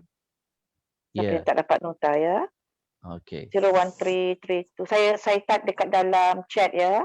Ambil maklumat dalam chat. 01332555186 ya. Masjidah Abdul Razak. Okey Ustaz boleh sambung. Okey. Tak dapat dah, dia tak dapat tu. Puan Hasrina tak dapat, Puan Faridah kata boleh dapat, Cik Rahmat kata belum. Okey, saya ulang ya. 013 32555186 Masjidah Abdul Razak. Saya hantar sekarang. Okey. Okey, Ustaz boleh sambung. Kita ambil 5 minit untuk lihat apa dalam nota ni. Okey. Jadi dalam nota ni, tuan-tuan akan jumpa selawat-selawat yang diajarkan oleh Nabi sallallahu alaihi wasallam kepada para sahabat. Okey. Nanti baca dulu, kelas akan datang insya-Allah kita akan belajar. Kita akan habiskan semua bentuk selawat ni. Okey, kalau tuan lihat di sini, tuan akan jumpa ada 6 riwayat daripada sahabat. Pertama riwayat daripada Ka'ab bin Ujrah radhiyallahu anhu. Okey, riwayat Ka'ab bin Ujrah. Ini nama sahabat ya, sahabat yang dapat riwayat, ambil riwayat daripada Nabi sallallahu alaihi wasallam. Pertama riwayat Ka'ab bin Ujrah. Okey, nanti kita baca dia punya lafaz selawat dia. Okey. Kemudian yang kedua sahabat tu bernama Abu Humaid As-Sa'idi radhiyallahu anhu. Ni sahabat kedua. Yang namanya Abu Humaid As-Sa'idi radhiyallahu anhu. Okey. Sahabat yang ketiga yang pernah meriwayatkan hadis tentang dapat selawat Nabi ajar sendiri, sahabat ketiga namanya adalah Ibnu Mas'ud Al-Ansari radhiyallahu anhu. Okey, nombor 3. Okey. Lepas tu sahabat yang keempat yang pernah dapat selawat dari Nabi sallallahu alaihi wasallam yang Nabi ajar sendiri adalah daripada Abu Mas'ud Uqbah bin Amr radhiyallahu anhu. Ini sahabat yang keempat. Okey. Dan yang kelima adalah daripada sahabat yang bernama Abu Sa'id Al-Khudri radhiyallahu anhu. Kita baca tengok. Sahabat tanya dekat Nabi. Nabi sendiri suruh kita baca. Tapi wallahu ta'ala alam. Selama ni dari mana kita ambil selawat tu? Selama ni kita belajar dari siapa? Jadi kita baiki insya-Allah. Kita belajar. Ambil daripada Nabi sallallahu alaihi wasallam. Dan last kali daripada Abu Hurairah radhiyallahu anhu. Kita ambil contoh kan. Jadi kalau kita baca dekat Abu Hurairah, kita tengok ya. Macam mana Nabi ajar. Kita ambil contoh riwayat Abu Hurairah. Contoh. Kita tutup dengan selawat ya. Kita akan tutup dengan selawat. Tengok Abu Hurairah kata apa. Ni sahabat yang ke-6 lah. Sahabat yang ke-6. Dia kata, Qulna ya Rasulullah. Dia kata, kami bertanya, Ya Rasulullah, kaifa nusalli alaika? Macam mana kami nak selawat ke atas engkau? Tengok para sahabat bertanya. Sahabat tak reka-reka tau. Tapi para sahabat tanya dekat Nabi, Ya Rasulullah, selawat dekat engkau ni macam mana ya? Macam mana kami nak selawat kepada engkau? Maka Nabi kata, Qulu. Nabi kata, ucapkanlah. Maknanya Nabi perintah. Apabila Abu Hurairah tanya, kami tanya ya Rasulullah, macam mana kami nak selawat kepada engkau? Nabi kata, engkau ucapkanlah. Maksudnya Nabi kata, selawatlah macam ni. Nabi kata apa? Nak selawat macam mana?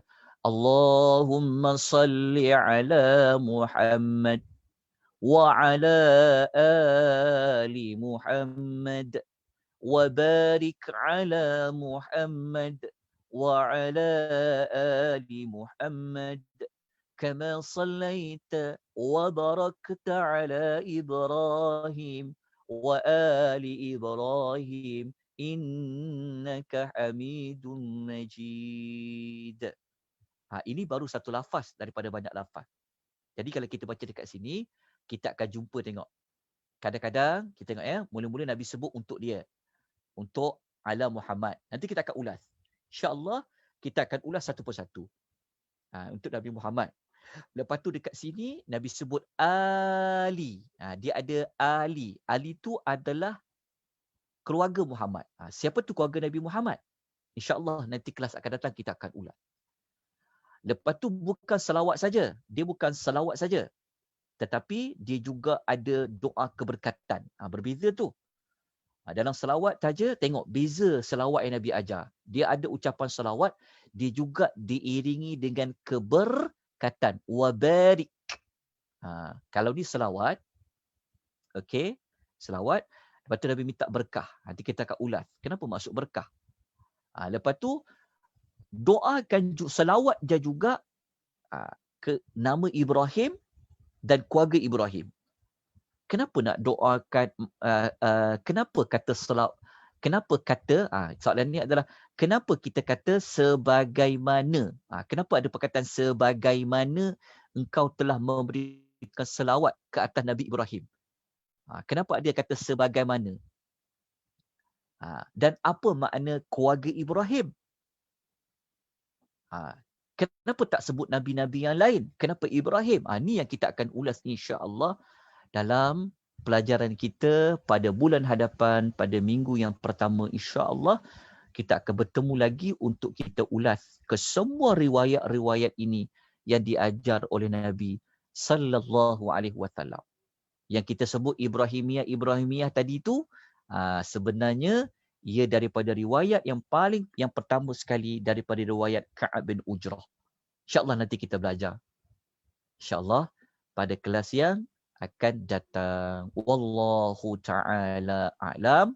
Ustaz. Insya-Allah. Ya. Minta maaf saya ganggu Ustaz. Ada soalan tu tadi Ustaz. Dia dah hantar 2 kali tapi Ustaz masih belum jawab. Soalan apa? Tengok kat dalam chat ya. Okey. Ada a few soalan ni. Okay. Antara selawat, tahlil dan istighfar boleh Ustaz susun ikut ranking untuk amalan harian. Wallahu ta'ala a'lam. Saya tak tahu sebab Nabi sendiri pun tidak pernah membuat ranking tersebut. Okey. Next. Uh-huh. Kalau selawat dalam hati dapat fadilat juga ke Ustaz atau kena sebut bila berselawat? Salawat ni dia adalah doa, maka sebaik-baiknya ia dilafazkan. Kenapa kita nak hanya rujuk dalam hati? Gerakkan lidah tu untuk kita berdoa. Sebab salawat ni dia adalah doa. Jadi kalau kita doa, kita gerakkan, dia lebih afdal. Okay. Dia lebih afdal. Next. Next Ustaz. Okay. Next, kejap ya. Puan Sri Asmahan gitu. Ustaz, kenapa kita digalakkan memperbanyakkan selawat kepada Nabi SAW pada hari Jumaat? Boleh tak kita amalkan selawat tafrijah dan selawat Nurul Mubin? Okey, ada 2 soalan dekat sini. Okey, yang pertama saya jawab yang kedua dulu. Pertama, boleh tak kita amalkan selawat tafrijah dan selawat Nurul Mubin? Isu nombor 1, cari dulu jawapan. Dari mana asal usul selawat tafrijiyah dan dari mana asal usul selawat Nurul Mubin? Jawapan dia bukan dari Nabi SAW. Satu bab. Okey. Adakah boleh mengamalkan selawat bukan daripada Nabi SAW? Saya tak bagi jawapan tu. Soalan saya mudah bagi saya. Sampai hatikah kamu meninggalkan selawat yang Nabi ajar dengan kamu mengamalkan selawat yang para ulama ajar? Itu persoalan yang saya nak tinggalkan kepada sesiapa yang dia mengamalkan selawat yang diajar oleh para ulama seperti tafrijiyah, seperti Nurul Mubin. Ini bukan selawat yang datang dari Nabi, yang tidak pernah diajar oleh Nabi SAW. Saya sebut sumber ya, saya bukan cerita boleh ke tak boleh. Kena faham maklumat ni elok-elok. Kan? Isunya adalah kenapa kita tinggalkan selawat yang Nabi ajar? Kenapa kita mengamalkan selawat yang para ulama ajar? Saya tak isu pada boleh tak boleh. Saya timbulkan persoalan, sampai hatikah kamu mendahulukan selawat yang Nabi ajar daripada ulama ajar? Itu isu dia. Tepuk dada, tanya iman. Mana yang kamu nak dahulukan? Mana yang kamu nak kena amalkan dulu? Itu soalan dia. Okey. Kemudian, kenapa banyakkan hari Jumaat selawat? Sebab memang ada hadis Nabi SAW dalam riwayat Abu Dawud. Memang kena memperbanyakkan selawat pada Nabi SAW. Kalau ada kitab Riyadhus Salihin, siapa ada kitab Riyadhus Salihin, khususnya kepada yang bertanya, nanti buka bab 243 dalam Riyadhus Salihin, tajuknya keutamaan selawat kepada Nabi SAW. Cari hadis nombor 1399, hadis riwayat Abu Daud. Hadis riwayat Abu Daud ni, yang mana hadis riwayat Abu Daud ni, sabda Nabi SAW, Nabi kata, sebaik-baik hari Inna min afdali ayyamikum yaumul Jum'ah. Sebaik-baik hari adalah pada hari Jumaat. Fakthiru alayya minas salati fihi. Maka perbanyakkanlah salawat kepadaku pada hari itu. Yang menyuruh kita banyak salawat hari Jumaat bukan para ulama. Yang menyuruhkan memperbanyakkan salawat itu adalah Nabi sallallahu alaihi wasallam sendiri yang sebut. Berdasarkan hadis riwayat Abu Daud, sanad hadis sahih, nombor hadis 1158. Dalam Riyadhus Salihin boleh rujuk hadis nombor 1399, bab 243. Wallahu ta'ala alam. Tuan-tuan, kena ingat. Ulama cakap dengan Nabi cakap berbeza. Ulama ajar dengan Nabi ajar berbeza. Kagum macam mana kita kat ulama tu ke, takjub macam mana kita pada ulama tu ke, baik pada mana-mana guru kita tu ke, sekasih kita pada guru kita macam mana sekalipun, kita mesti kena dahulukan terlebih dahulu Rasul sallallahu alaihi wasallam. Nah, itu. Ingat itu maklumat tu. Tuan-tuan tak suk macam mana sekalipun dekat guru tu, suka macam mana sekalipun, sayang macam mana guru tu, dia tak sama dengan Nabi SAW. Jadi, sebelum kita nak ambil apa yang diajar oleh para ulama, kita amalkan dulu, buat dulu apa yang datangnya dari Nabi SAW. Sebab itu, kita nyatakan manakah salawat yang diajar oleh Nabi SAW. Jadi, tuan-tuan kena ambil maklumat ini ya. Kita sebut ini bukan bermakna kita nak merendah-rendahkan para ulama, tidak. Tolong ya, jangan salah faham, tidak. Tetapi dalam kita menuntut ilmu, sumber rujukan kita nak dapat pahala, kita mestilah ambil dulu sumbernya dari Nabi sallallahu alaihi wasallam. Moga-moga apa yang kita lakukan ini tanda kita cinta, tanda kita beriman kepada Nabi sallallahu alaihi wasallam. Jemput tadi ada seorang tanya soalan ke Ustaz? Silakan, saya rasa Datin Asmahan ke tadi nak bertanya? Tanya soalan apa? Tadi saya nak bercakap, dia pun bercakap serentak. Ada apa? Ada apa nak tanya? Sebelum saya nak berhenti ni. Ada soalan apa?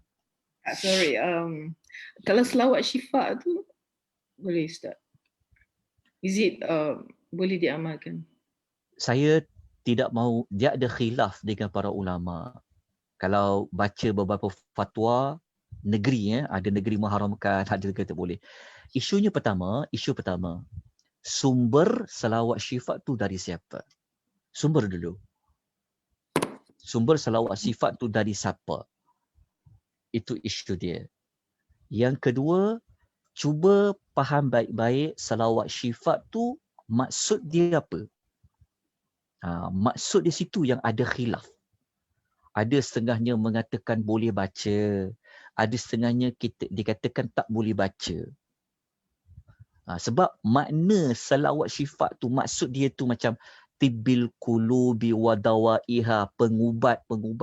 Adakah Nabi beri ubat? Jadi saya tidak mahu ulas dari sudut boleh baca ke dia tak boleh baca, sebab perbezaan pendapat ulama dari sudut makna selawat tu. Tapi isu utamanya adalah pertama dari mana sumber datangnya selawat syifa tu dulu. Dari mana sumbernya? Yang kedua, mengapakah kita tidak mahu mengamalkan solawat yang ada dari Nabi sallallahu alaihi wasallam? Bukanlah saya kata orang yang amal salawat syifa ni salah. Saya sebut tadi maksud saya adalah lebih baik kita amalkan salawat yang tidak ada isu dibincangkan oleh para ulama. Sebab kalau selawat yang dibuat oleh para ulama ni, dia ada perbahasan lagi. Tapi kalau selawat yang datang dari Allah, Nabi yang sampaikan, maka ia akan terselamat daripada perbincangan.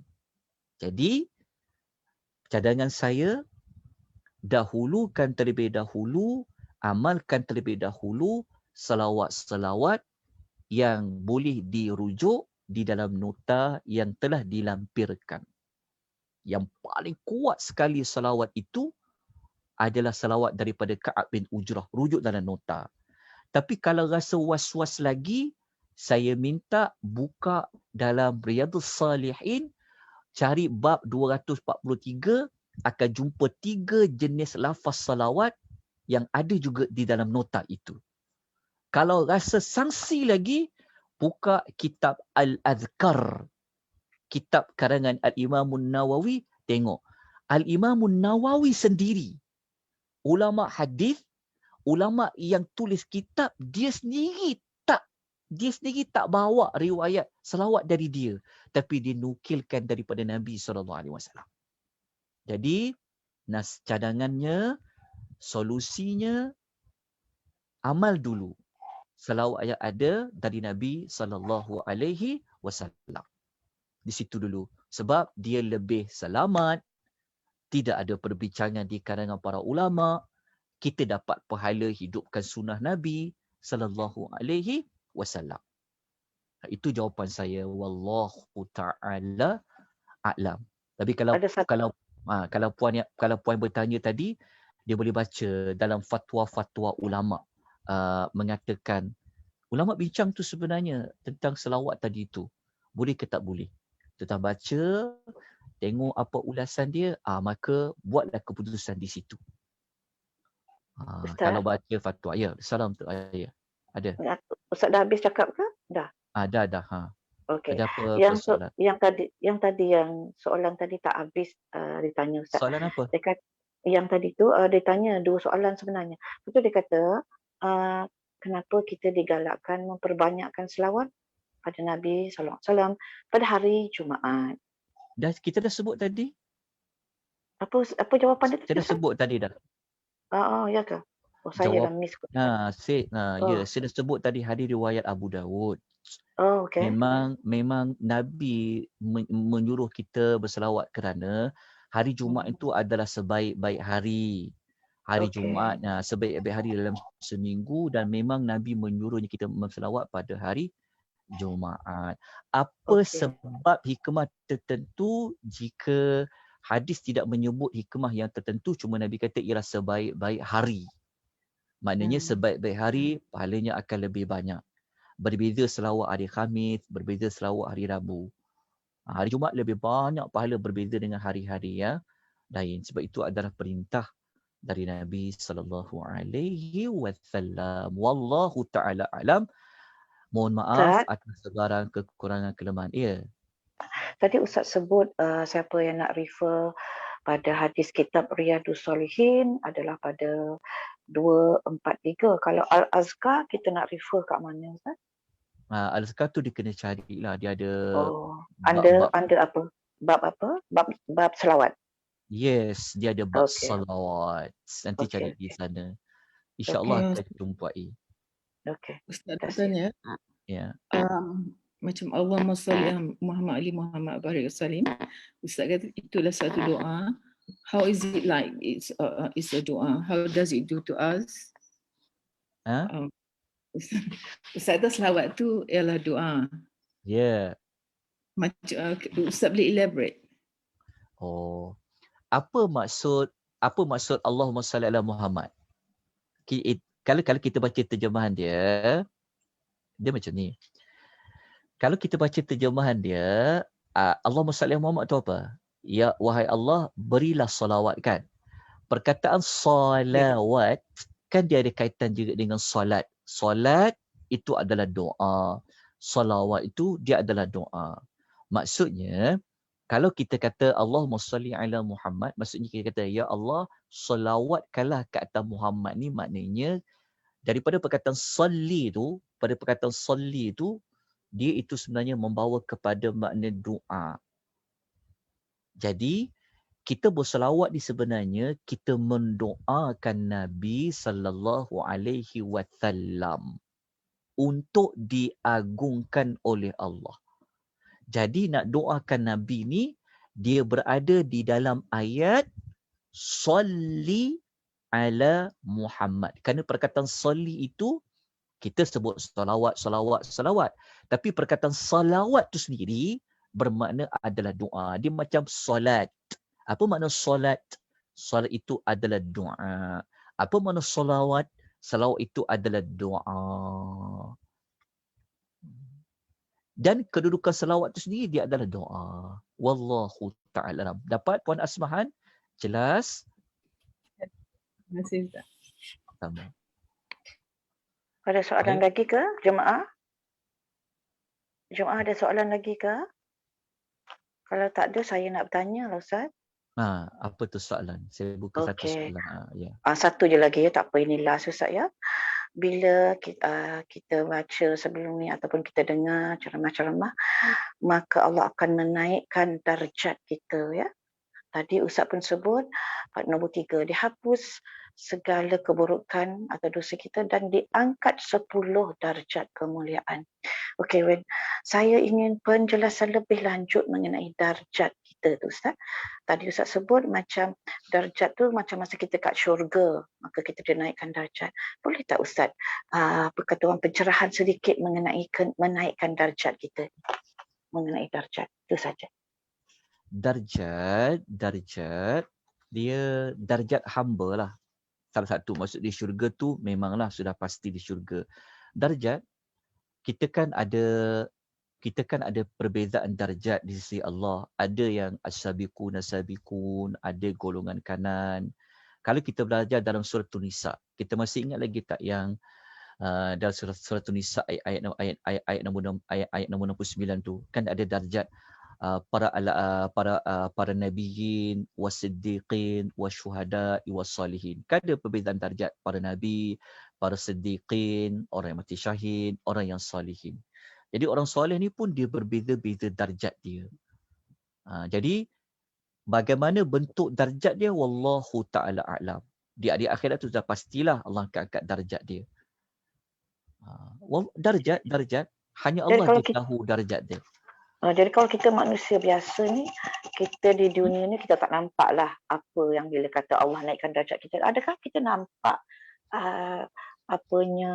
the effect of the darjat tu di dunia? Tidak nampak ke? Nampak Ustaz. Kalau kata Allah uji kita supaya kita akan dinaikkan darjat kita. Adakah di dunia kita nampak apakah maksud darjat di situ? Itu sebenarnya soalan saya. Bagi kita manusia biasa lah. Wallahu ta'ala a'lam. Cuma kalau kita nak tahu darjat kita beriman ke tak beriman, kita boleh lihat, kalau di antara contohnya kita boleh lihat dari sudut ujian lah. Kita tengok pada ujian. Kita belajar pada hadis Nabi tadi Salihin tu, lagi besar darjat seorang, lagi besar ujian. Ya. Jadi kita tengok. Itu sajalah. Itu saja. Cuma kita nak kata level berapa, wallahu ta'ala alam. Jadi apabila kita ditimpa ujian, kita kena pegang, inilah darjat ujian untuk aku. Jadi apabila dia faham dekat isu itu, maka dia akan terus bersabar. Wallahu ta'ala alam. Baik, kita jumpa lagi nanti pada minggu, pada bulan hadapan insya-Allah. Aku quli hadza wa astaghfirullahalazim. Ustaz, laluan untuk saya memberi ni satu announcement Ustaz. Okey, silakan. Okey ya.